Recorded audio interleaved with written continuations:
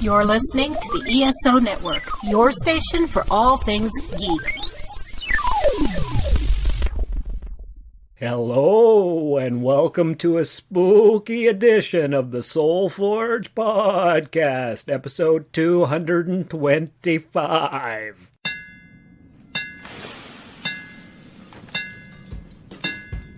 Welcome to the Soul Forge, a place of silent mystery, quiet contemplation, and outright mayhem. Join your host, Sean Vanderloo, as he guides you through the adventures of living. Together, we'll talk about life and love, sex and dating, joy and heartache, memories and loss, and so much more. Don't worry, it's not nearly as pretentious as it sounds. Get ready for life, the universe, and everything on the Soul Forge.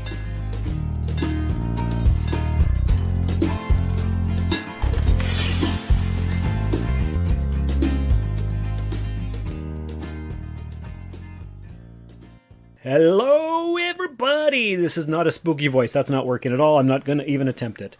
This is a kind of a Halloween edition. It's coming out, October 28th, just a few days before Halloween 2021.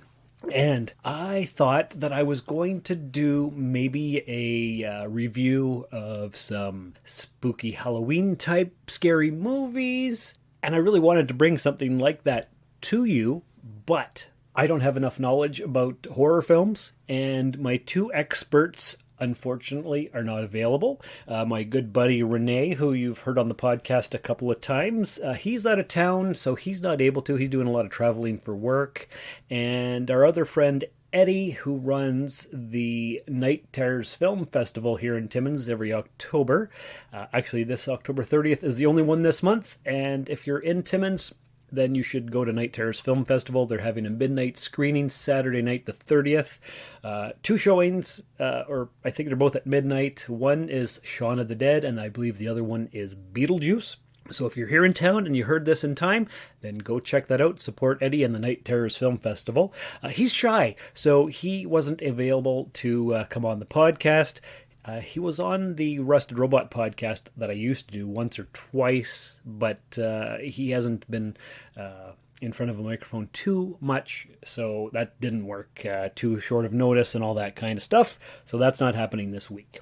But I was talking to Renee about the Halloween edition episode, and I thought maybe I would skip it this week and not even do an episode, but I don't like doing that. I like to come out with a brand new episode every week if possible. So he suggested I do an episode based on fear. The only thing we have to fear is fear itself. Now, I've done irrational fears before, like phobias and that kind of thing. Like, I don't even remember what episode that number was. I think that was one of the ones where I got a bunch of random people that I just recorded real brief, and they told us about their random fears or phobias. So I'm not doing that, but what I am going to do is talk about fear. And Renee had 4 ideas or topics to cover on this episode. So what I'll do is I will talk about those based on my own personal experience, I suppose. I guess that's probably the best way to do it. So let's see here. Well, obviously, on the phobias episode, I talked about my irrational fear of the dark, and that's more of a phobia. It's something that a lot of people have, and I've always had it. I don't like going up the stairs from the basement if it's dark down there, because, there might be a monster or a spooky murderer or something. Who knows what? There's nothing. I know there's nothing, but it's that irrational lizard part of my brain. So anyway, I'm not going to talk about that. But of the 4 different types of fears Renee suggested, the first one is the fear of not being accepted. Do I have a fear of not being accepted? I don't think I have that anymore, but in the teenage years and even in my 20s and probably even in my early 30s, I believe I probably did have a fear of not being accepted because you want to belong, you want to fit in with the crowd or with your peers or your social group or your workmates or your classmates or whatever. I think that I've probably always been a little bit different from everybody else. I remember that. Let me think here. Back in university, there was a class that I was taking. I think it was an English class, and the professor was talking about Star Trek. And as you know, I'm a huge Star Trek fan. And now I tell anybody who knows or cares or wants to know about it or whatever. The purpose is to experience fear. Fear in the face of certain death. To accept that fear and maintain control of oneself and one's crew. This is a quality expected in every Starfleet captain. But back then, he asked the class how many of us were Star Trek fans. Not one single person put up their hand. And of course, that was the late 90s, and the geek culture was not nearly as accepted as it is now. And I wanted to put my hand up and have a great discussion about Star Trek, but I was afraid that people would look at me funny, and I wouldn't be accepted into the class, or whatever. Who knows what kind of fear it actually was? Because what if I would have said I like Star Trek? Probably 7 or 8 other people would have said the same thing, but nobody wanted to be first. So that was a fear of being accepted. And of course, public school and all that stuff. Anyway, that's the only example that I can think of. Another fear is a fear of failure. And that's a big one for a lot of different people. I used to have that fear. Actually, I kind of went the opposite way. Back in high school, I think it was grade 9, and it was probably the first few months. And what it was an assembly in front of the whole school where the people from the previous year, or maybe it was the previous semester, I can't remember what the details are now, but you had to go up on the stage if you were on the honor roll, and you had to stand up in front of all the people. You had to shake the principal or the vice principal's hand, and just be in front of hundreds and hundreds of people. And I was super shy back then, and I didn't want to do it. So I purposely sabotaged my grades for the first couple of years because I didn't want to have to go up on stage and be in front of everybody. So it was kind of an opposite of the fear of failure. It was kind of the fear of success and being exposed. But then somehow I realized that was stupid, and there was a girl that I was in competition with to have better grades. So I did everything I could to get the best grades that I possibly could. It was a fear of not being as good as this girl that I was competing with. And a lot of times I found throughout my entire life that I've always been in competition with people, even if they don't realize it. So, for example, I'm a huge Star Trek collector, action figures and Hallmark ornaments and prop replicas and books and whatever. My good friend Andrew was also a collector, and I had to make sure that I had more than him, because if he had more cool stuff, then I was a failure at collecting. So that's kind of a failure type thing. Not major, but something like that. I didn't fail any classes in high school, which was good. I believe my lowest mark was a 56 or something in grade 12 math. That's not my strong subject at all. But I made it through there. I went through the OAC program, or grade 13, which they've discontinued about 20 years ago. Went through university, didn't fail any classes there. That was good. When I was 16, I had to go for my driver's license, and I failed twice, and I got it on the third time, because the first time I was driving too fast for the snowy, icy conditions. So the second time, I compensated and was extra cautious and drove slow, and they failed me for that. But on the third time, I got it. And that's not something I ever talk about, failing my driver's license twice. But I did it, and I got it, and I'm telling you now, I don't give a care. Who cares? That's 1992. Does it matter? Not really. I did go to teacher's college. I passed the written part of it flawlessly in the 90 percentages, but the actual practical teaching, when we had to go to the classroom and be student teachers, I failed miserably. Because what happened was I went to university for 4 years, took a year off, and then I didn't know what I wanted to do with my life. And most of the people I knew had gone to teacher's college, so I figured, well, I'll go to teacher's college the next year. But I didn't really want to. I just figured, well, what else am I going to do with my life? And I didn't have the heart for it. I didn't want to do it. I wasn't passionate about it. And I didn't do a good job. And so I failed. So, yeah, that was a waste of money.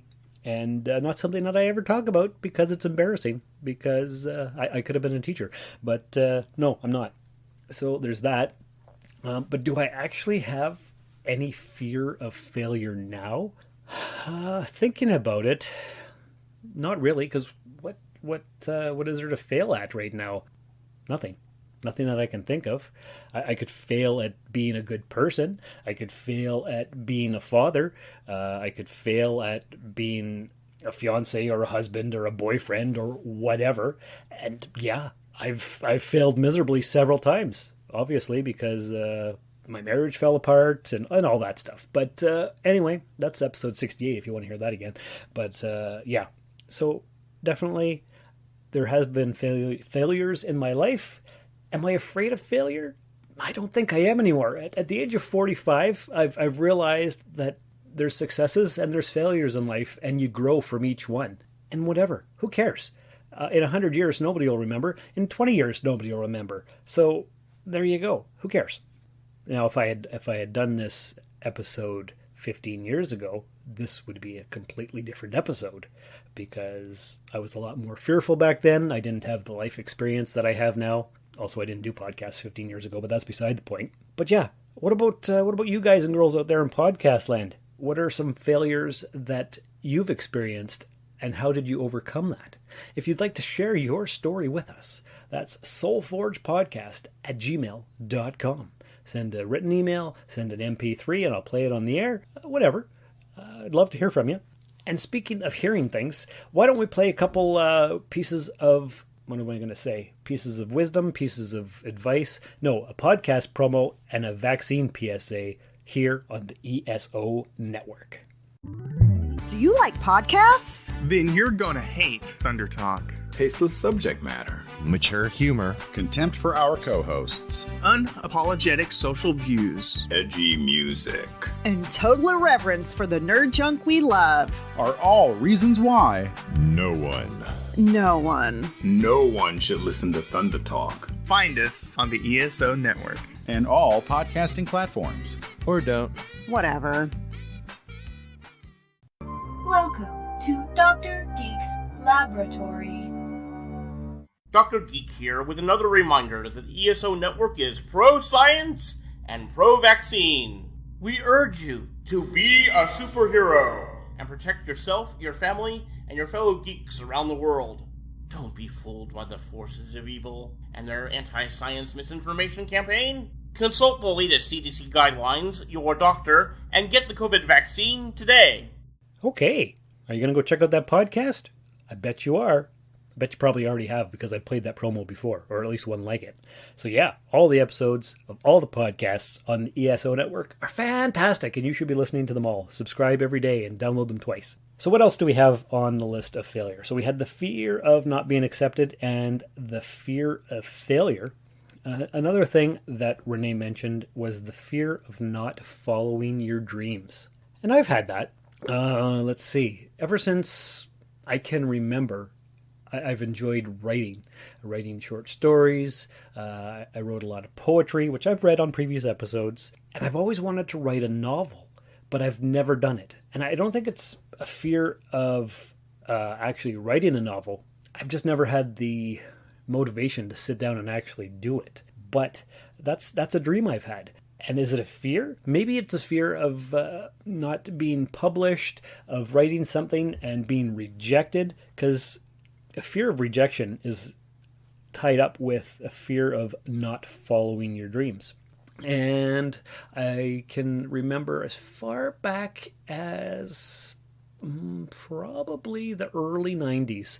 We lived in an apartment complex, and I used to, in the summertime, have a little booth set up in the apartment complex, and I would sell things to the neighborhood kids. I've always enjoyed selling. Some of my favorite jobs have been working at convenience corner stores like a Mike's Mart or a Mac's or whatever. I've always wanted to open up a comic book shop. And about, I think in 2007 or 2008, I got really serious about it. I registered the business name, which was The Rusted Robot. And I've always had Rusted Robot as part of my what do you call it? I don't even know. But it's always been a thing. And I talked to a local business owner here, and he helped me with a business plan. But what was I? In 2007, I was just maybe, 31? I didn't have the life experience. I didn't have the knowledge. I didn't have any money, first of all. But I was afraid that if I were to open up a comic book shop, all my savings that I did have, not that I had much, but I would have to get loans, and I was afraid of not being able to pay those back, and I was afraid that the rent would be too expensive. I was afraid people wouldn't come to the store because Timmins is a small little town, and there might not be enough clientele to support a comic book shop. So I was afraid of following my dream of owning my own store, which is something that I've wanted to do for decades. Am I over that fear? I think I kind of am, because as I've mentioned, this year I did buy a building with 3 rental units so that I could actually open up my store. The 2 units would pay for the mortgage of the place, and then I could just have the store by itself. However, the store is currently operated by a lady who has been there since before I bought the building. Her lease isn't up yet, and she wants to continue on with her lease. So I could kick her out early next spring and open up my shop. But there's a part of me that would like to just let her stay there and help pay the mortgage. And then whenever she does leave, then I can open up my store. So there is a fear of not being able to pay the rent. There's also a fear of following my dreams of actually opening up the store, because what if nobody comes? And then I've kicked out this lady and I have an empty storefront that nobody comes to, and it's a waste of money and waste of time. And have I quit my job at the post office and my guaranteed pension and all that stuff? So there's a fear of following my dreams. I'm not as afraid because I did buy the friggin' building, and I do have a plan. And like I've mentioned before, I opened up my shop on Etsy, and I've been making sales. And as I'm recording this, it's actually been 4 months to the day that I opened up the shop. And yesterday I made my 58th sale. So not a lot. Not a lot to retire on, obviously, but 58 sales in 4 months would not be enough to justify the rent on a building. And Etsy is a worldwide place, and I've shipped things to Australia and Great Britain and the United States and all over Canada and the Netherlands and that kind of stuff. But of course, if I had a dedicated shop and a dedicated staff or something, then it might be different. But who knows? So I haven't done it yet. I'm partially following my dreams, but there's still a tiny little bit of fear. Okay, and the last one that Renee mentioned was the fear of losing people. And man, oh man, when I was younger, yeah, I was afraid of losing people. But now I have lost so many people over the course of my life that there's not many people left to lose. And so I think I've pretty much mostly lost that fear, because I've lost my mom. I've lost the relationship with my dad. I've lost all the people on my mom's side of the family. I had a marriage that fell apart. I've lost friendships. I've lost a son, and all kinds of different things like that. I'm still here. I'm still surviving. Actually, should I even tell you this? I don't know. Last week I was walking along, delivering the mail, doing my drudgery of a job, but I felt so good and so positive, like I was living my best life, like I was in the best position that I've ever been in. And it was just such a peaceful feeling. And is there anybody left to lose? Probably. I could lose my brothers. I could lose my cousins. I could lose my fiance. I could lose my son. There's people that left that I could lose, but I'm not as fearful as I used to be. And is that freedom? I don't know what it is. Is it because I've reached a certain age? Maybe. I don't know what it is. And I've tried to track it ever since last week. What is it that has changed? What's different about my life? And there's not one specific thing that I can point to, but I think I've reached an equilibrium where things are as they are. I've accepted the way it is, and that's pretty much all there is to it. Now, there is one fear that I do have, and that's the fear of society collapsing and the water wars of the 2030s and global climate change and all of that kind of stuff. But that is actually something that I want to talk about in an upcoming episode. So that might be exciting. It's way more in depth than I can get in the last few moments of this podcast here. So that's what that is. Thinking back about this episode now, what are your fears? Do you have a fear of not being accepted? A fear of not following your dreams? A fear of failure? A fear of losing people? Some other kind of fear? Are you afraid of death? Are you afraid of living? What are your fears? Let us know. soulforgepodcast@gmail.com. Or don't. Totally up to you. I would love to have some feedback and hear what you have to say, but if nobody wants to do that, well, that's fine too. Anyway, I hope you enjoyed this episode. It was a really kind of off-the-cuff episode. I didn't do any research, and I just kind of thought about it as we went. But sometimes those make for the best episodes. So anyway, I hope you have a great Halloween, and until next time, take care of yourselves, and remember. Fear is the path to the dark side. Fear leads to anger. Anger leads to hate. Hate leads to suffering. Thank you for listening to another episode of the Soul Forge Podcast.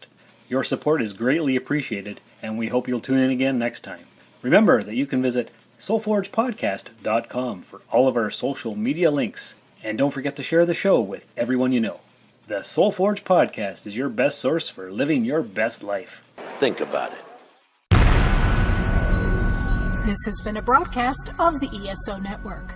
Be part of the crew and help support our shows by donating to our ESO Patreon or by shopping at the TeePublic store, which can all be found at www.esonetwork.com. The ESO Network, your station for all things geek.